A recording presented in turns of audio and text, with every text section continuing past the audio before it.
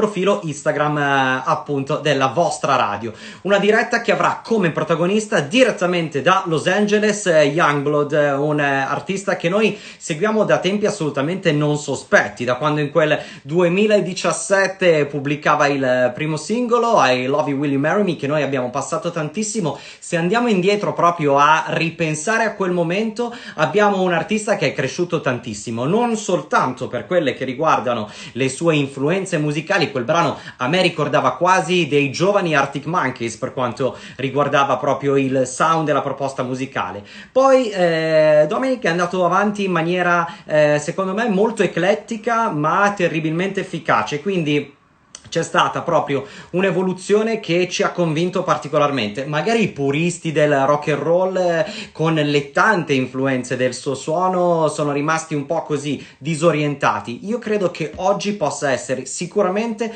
una voce importante, voice of a generation direbbero buona parte dei personaggi che hanno avuto a che fare con tante generazioni, e sicuramente lui è uno di quelli che dà voce alla generazione odierna. C'è ovviamente una differenza a livello anagrafico importante tra me e lui, anche perché lui è giovanissimo. Pensate che non ha ancora compiuto 23 anni, classe 1997, e se non vado errato dovrebbe arrivare il suo compleanno ad agosto.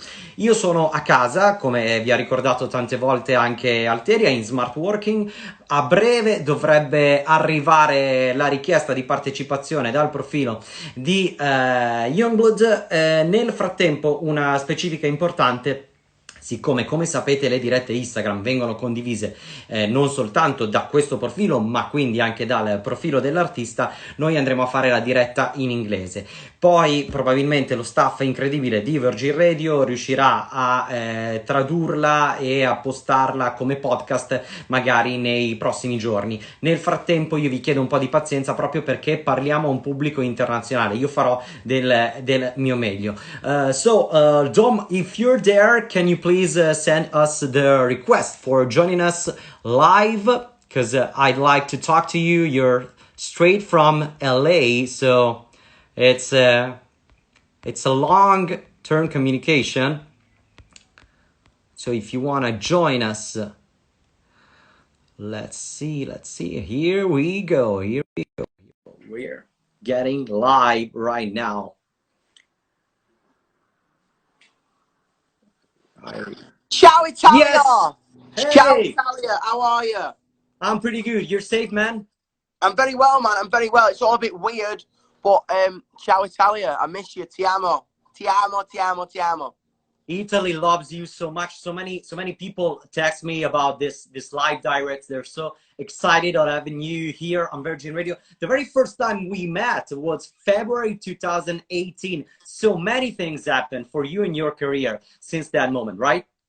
Dude, I remember coming to Italy for the first time. I came into the studio for the first time. No one had a clue who we were yet, and we were just like,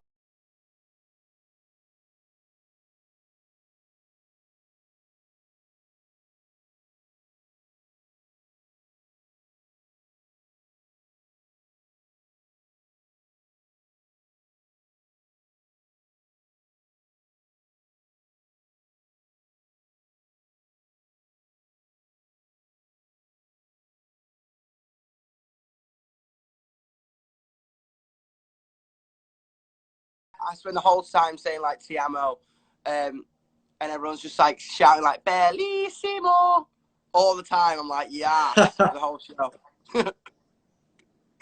It's a matter of family. We got that kind of feeling each and every time there's an artist that we want to support. We started supporting your music since 2017 with the first single. I was talking about that before going live. It was I Love You, Will You Marry Me? So many things have changed for you. Also artistically, so many different influences in your sound right now. Always, man. I think that's it. I never want to stay still. I never want to like stay still. I'm like a happy shark. I got to keep moving or I die. Do you know what I mean? I grew up with I love music all over. Do you know what I mean? I love so many different types of music. So I get influenced all the time. Like the new song that just came out, Weird, is like heavily influenced by Depeche Mode and The Cure and Joy Division and all that stuff. Whereas the last single, like Hope for Underrated Youth, was influenced by 30 Seconds to Mars and Muse and My Chemical Romance and stuff like that. Do you know what I mean? So like, I kind of just love, as long as it's good, I'll release it. Do you know what I mean? Yes, it's funny because you're very young. You're about to turn 23, right? 23 in August. Okay. Oh, don't worry, don't worry. You gotta overcome to that. But I was thinking about you named some bands like My Chemical Romance. I was there when they were getting big with the Black Parade album. Wow, 2000. what was it like? Was it mad? I would have Amazing, loved to have been to it, amazing. like to been like 18 in that time. You know what I mean? It would have been crazy. Yes, I was a little bit older than that, but I enjoyed so much that moment. And nowadays, when we think about all that scene, the so-called second generation emo scene, there's a kind of comeback also in the rap scene, and you can tell this, right? This Absolutely, man. influence. I felt that, man. I felt the energy come back. Do you know what I mean? It kind of got boring for a while because it had no, like, it wasn't been very naughty. You know what I mean? It had no spirit, and then it just all of a sudden everyone just started going like, fuck yeah, and raging again at the shows. And I don't know, man. I think rock and roll, it always does that. It goes away for a bit and then comes back and slaps you in the face. Talking about the new single "Weird," there wasn't sadly another perfect moment to get this song out with this title. But like we said on the radio, this is a very positive record. How did you get Absolutely. to this kind of songwriting? It was kind of crazy, man. I was so angry on my first album. I was so angry at the world, and I was so angry about everything that would happen, like was happening to me. Now people were misunderstanding me. I was so angry all the time. But how can I be angry when I've got this family who accept me for who I'm being, and if I fall back, they're gonna catch me, and if they fall back, I'm gonna catch them. How the fuck can I be angry at that? How can I be angry at the world for that? And then I was going through the weirdest time in my life ever imaginable. Well, I thought it was the weirdest time in my life ever imaginable, but I played the best tour ever, and it made me just realize that no matter how hard shit gets, no matter how strange, bizarre, weird it may get, it's all gonna be all right because we got each other and we're unified, man. It's important. I was double checking the lyrics of that song. There is one main theme that it's pretty huge over here in Italy. You know that the situation is pretty hard in our country. Yeah, I'm saying no, my love. There is this sentence: "The remedy's the enemy." Uh, Yes. this is a moment where everybody is looking for an enemy. That it's not the virus. They want to find an enemy in politics or the way that citizens have been behaved during Treating this each other pandemic. completely. But do you think that finding an enemy in this moment is the solution?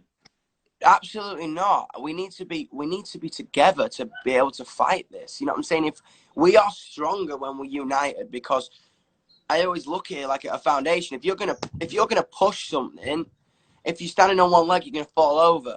If you got 5 legs behind you pushing back and we're together, then we're not gonna fall over. We're not even gonna get phased.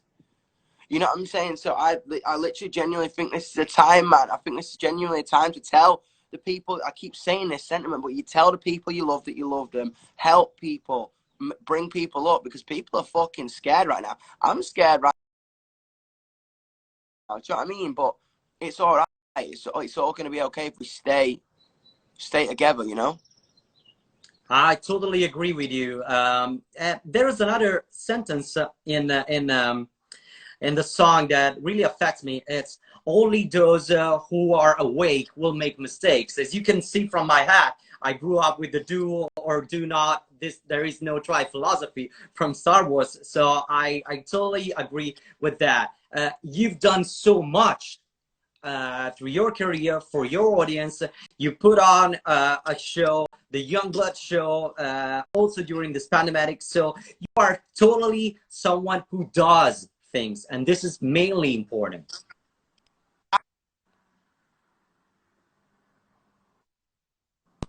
The Wi-Fi's so shit. Yes, Hello, we can you got hear me? Sorry, little my wife. Wi-Fi problems. Here we go. Yeah, I don't know what is going. It's like I think no down problem. here, man, it's so bizarre. I'm back.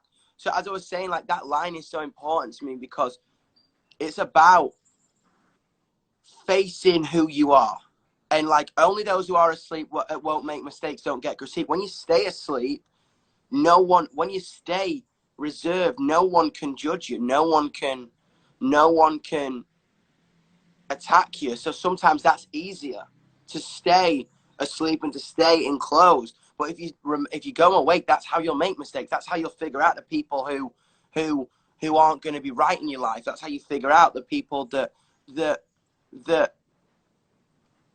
aren't right for you. That's how you figure out who you are. You need to remain awake. You need to remain looking at the world, because that's how you'll figure out this fucking mental game that is going on around us, you know?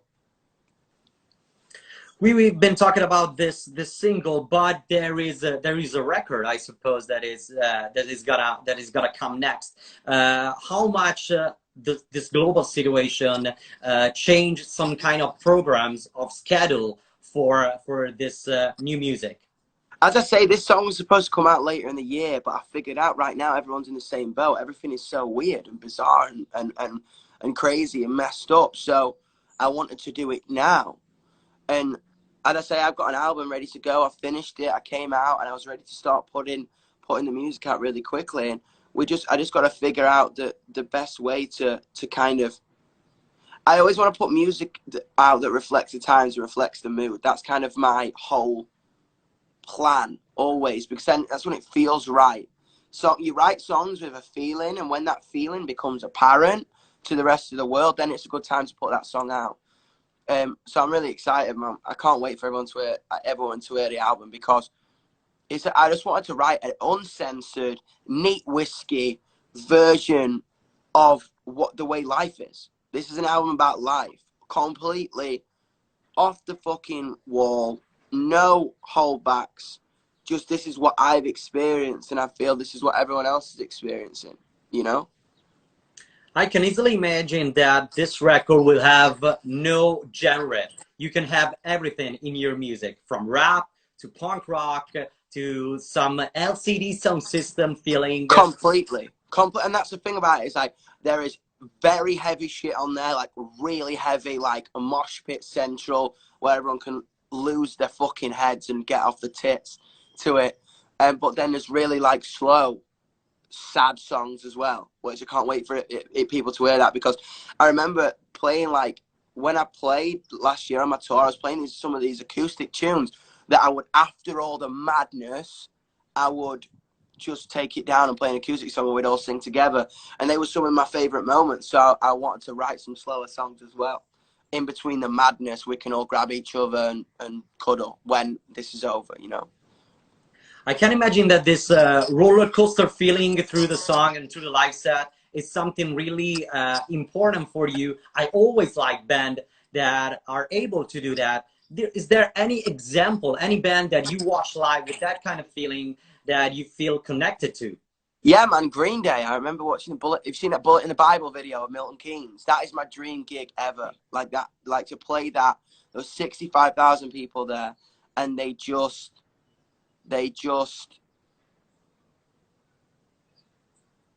created a moment between their fans, and it was a connection of people. It was a bring together of people, or Oasis at Nebworth.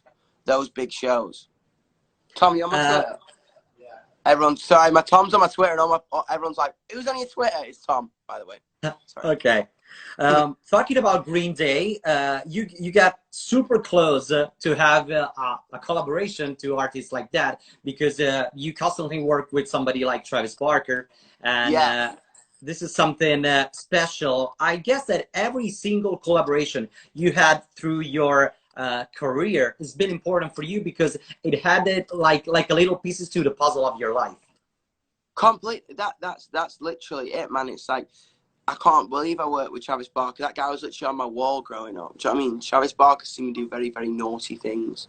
But as I say, these people teach you who you are, and then when you meet them and work with them, they teach you how to do this thing as music. You know what I mean? So you taught me a lot in life, and now you teach me music. It's kind of a weird lesson. Do you know what I mean? It's a weird like lesson indeed. Bizarre. Okay, no spoiler, but can we expect some collaboration in the album? No spoiler. I just say there's some on the table, but I don't know. I'm trying to figure out if I want it or if I want this one to be just me.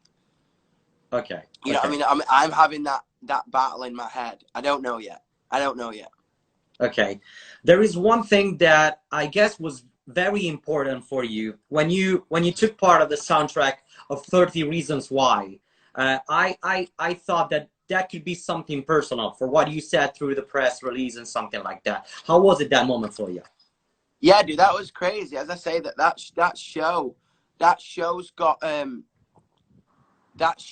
a lot of controversy around it.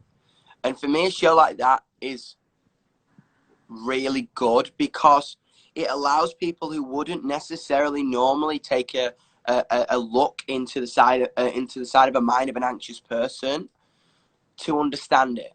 So, for example, mothers or fathers or brothers or sisters who would never normally get that would watch a show like that and go, maybe someone in my family is in need. And yes, sometimes it's triggering. Like I watch that and I get triggered by it sometimes, and it's uncomfortable. But what is more uncomfortable is someone not understanding what I'm going through. You know what I mean? That's why I wanted to, like, that's why I did that. That's why, like, it meant a lot to me to do something like that, you know? Yeah. The first time we met, I said to myself, this guy could be the voice of today's generation. Whoa. Do you feel that kind of responsibility right now, or are you proud to be the voice, one of the voices of this generation? Dude, that's great. Like, when people say that, that kind of makes me go, like, whoa, because you know what I mean? I think, to be honest, I am one of the voices in my generation. That's where I want to sit. It's us together, and I'm one of us inside this fucking thing. Like, it ain't, I always say that it ain't me. This isn't me. This is us. Because you know what I mean, without this mass of people, then I'm just some twat playing a song with a guitar. This is our voice, like, and that's all I want to do to people, and they do to me. Like, look at each other and go, you have a fucking voice, and you can say what you want because your voice is important, no matter what a small town you come from, no matter what your sexuality is, no matter what you think, believe, how anxious you are, how small you are, how tall you are. If you have a disability, if you have nothing in this life can make you lesser to somebody else. And that's all that it's about. You know what I mean? That's all this thing is about. That when people are sat at home and go, maybe I'm not as good as that person because they're good looking or because they've got it all figured out. No one has got this figured out at all. No fucker has got this figured out. You speak to some people like in life and you think, oh my God, they're so beautiful or so pretty or whatever. Do you know what I mean? Capaldi's here. All right, Capaldi. Lewis Capaldi's here. I love you, mate. I'm just sending out all my love. Sending a big kiss. You know what I mean? No matter what you look like, you speak to the most pretty people, whatever that fucking means in the world, and they're just as insecure as you. Do you know what I mean? It's like, fuck that shit. It don't mean fuck all. Do you know what I mean?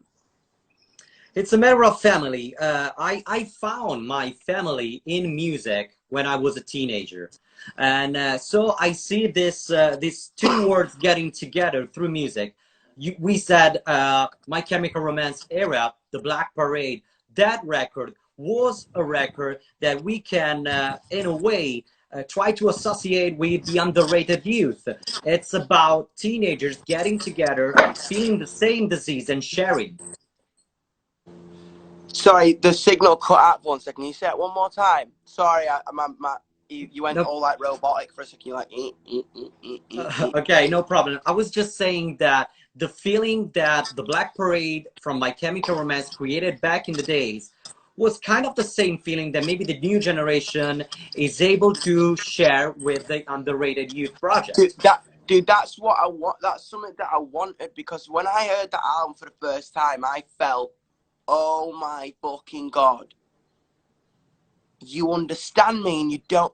you know what I'm thinking because but you've never even met me. And all I wanted to do was to like sit somewhere like that and belong somewhere like that. So that was the whole fucking blasky boo around the project, is making people feel unified and part of something where no one can fucking hurt them. Because they can't hurt you. When you're here, if they hurt you, we'll patch you up and glue you back together. And then we'll hurt them back. No, we won't. We all love it. Do you know what I mean, though? Talking about the different things that we heard through internet about the so-called plan B for live music, is something that you can think about, or like for me, like going to concerts without being able to touch each other, to get into the mosh pit or something like that, it's pretty crazy to have an opinion about. It is mental. As I say, to be honest, like, we're gonna keep doing live shows so online until we can get back to touching each other. Because I think I do, like, someone talking to me about having a gig where you cut the capacity off and everyone sat down. And I was like, I know my family, I know my fans. If they're told to sat down, they're gonna go fuck off and stand up, and the whole show is gonna be ruined. So we got to wait until. I remember this radio show, and this is what made me fucking laugh at everyone. There was this really polite radio show we were doing, and there were 2 stages. And I remember everyone was telling my fan base to move. My stage was over here, and then another stage was over here, and my fan base were waiting there for me to come on stage. And someone asked them to go to the other stage, and they were just all telling them to fuck off. They're like, I'm gonna use my angry voice now, and everyone was just like, fuck off, man. And I was just like, that's so funny. That's just us. Okay, just in case you're gonna come to our radio, we will let everybody in. No problem. Yeah, baby, just rage. That's what I'm saying. Like, do you know what I mean? You get it. Like, everyone just wants to fucking rage, man. Okay, man, thank you so much for your time. I can't wait to hug you back when you're gonna come back to Italy. Yeah, baby, I can't wait to hug you too. And I wish you the best. Stay safe, and I hope you could come back also to UK to rejoin with your friends and family. Dude, yeah, man, touch wood soon. Almost Okay, and very last thing, there are so many Italian fans following you. Yungblud Italy, Yungblud Italian fans, Dominic Young 97, Yungblud fanbase, they're all mad for you. Do you have something to say to these fan clubs? As I say, man, I love every single one of you out there. And because we're on like talking about Italy right now, when we came to play Fabrique, I have never felt so much love and so much passion. I remember we pulled up there, what was it, like 5 a.m. or something? We pulled up at 5 a.m. and there was like 1,000 to 500 people waiting at the show at like 5 in the morning at Fabrique. I just want to say, ti amo, ti amo, ti amo. I love everything about you. I can't wait to be back in Italy. We have massive plans for a show next time we come back to Italy when we figure that out. I think we're going to try and do as many dates as we can, not just Milan. We're going to try and do as many dates as we can in Italy. I love you so much. Thank you so much, man. Rockstar. I'll see you soon, man. Peace and love. Ecco qua. Quindi questa era la nostra diretta con Yungblud. Io provo a farvi un veloce riassunto